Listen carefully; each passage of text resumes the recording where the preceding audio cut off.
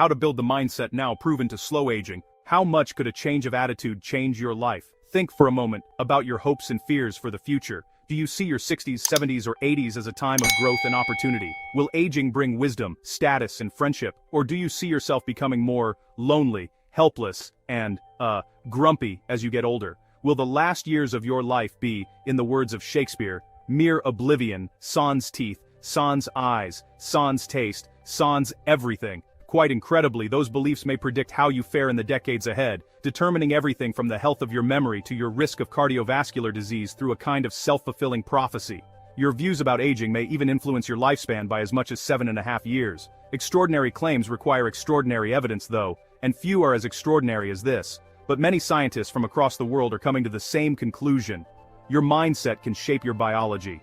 The topic has been studied for the past 20 to 30 years, and we now have a lot of consistent evidence, says Dr. Serena Sabatini, a postdoctoral fellow at the University of Barcelona, in Spain, and visiting professor at the University of Surrey in the UK. It's one study after the other, all showing the same results. Dr. Matthew Hill, an assistant professor of sport and exercise sciences at Coventry University, in the UK, agrees. The evidence base is pretty robust.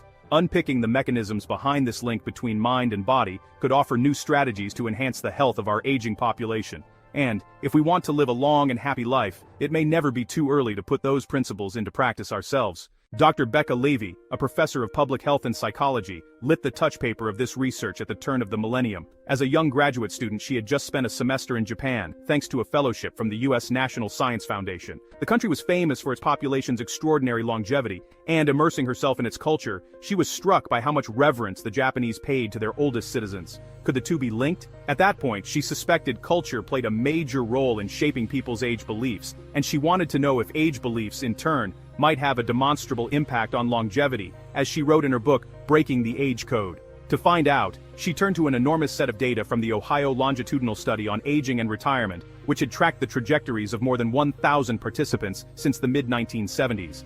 To measure attitudes towards aging, the study's founders had asked their participants to state whether they agreed with a series of statements, such as, "Things keep getting worse as I get older. I have as much pep as I did last year, and as you get older, you're less useful." When Levy and her colleagues examined the fates of these people, they found that someone's beliefs could predict their overall risk of death over the following years. On average, someone with a rosier view of aging lived for around 7.5 more years than those who were more pessimistic, even after the researchers had controlled for factors like socioeconomic status, loneliness, and their health at the start of the study.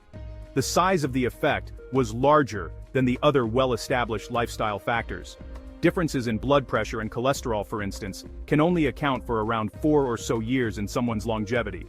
If a previously unidentified virus was found to diminish life expectancy by over 7 years, considerable effort would probably be devoted to identifying the cause and implementing a remedy, Levy and her co-authors concluded. As you might expect, the finding caused something of a media storm, and many similarly eye-catching discoveries soon followed.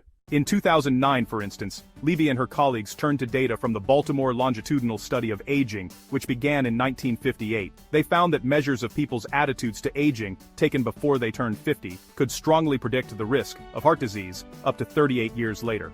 In the late 2010s, meanwhile, Levy turned her attention to Alzheimer's disease, showing that people with positive attitudes towards aging were considerably less likely to develop dementia. The differences were not only visible in their scores on cognitive tests, but could also be seen in physical differences within the brain. Functional magnetic resonance imaging scans, for instance, revealed that they had maintained greater volume in the hippocampus as they aged, while those with a dim view of their prospects tended to show greater deterioration in this region, which is essential for the formation and consolidation of memories.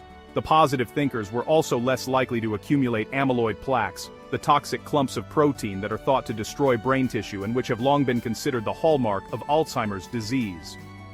Research on aging mindsets has now reached a kind of tipping point, with a formal review of the evidence revealing more than 100 papers on the topic. About 80% show an effect, says Professor Hans Werner Wahl at Heidelberg University, Germany, who was an author of the paper. The huge question hanging over all this research is, of course, the mechanism linking our thoughts to our biology. How on earth could the contents of our minds influence the aging of our bodies to such a large degree? Skeptics would argue that it doesn't, and that what we're really seeing is reverse correlation. Worse health leads people to form more pessimistic views, while people with greater physical vitality are going to feel more positive. It's a very reasonable concern, but it doesn't reflect the course of events seen in the longitudinal studies, which had attempted to control for this possibility. In general, the attitudes about aging were measured years before the changes in health had started to emerge. These aging mindsets hold as predictors, even when you adjust for things like age, baseline health, and depression, explains Hill. So, we can infer some level of causality. Most researchers would argue that the link is bidirectional, which means that someone's mindset can influence their health, but their health can also influence their mindset in a kind of constant feedback loop.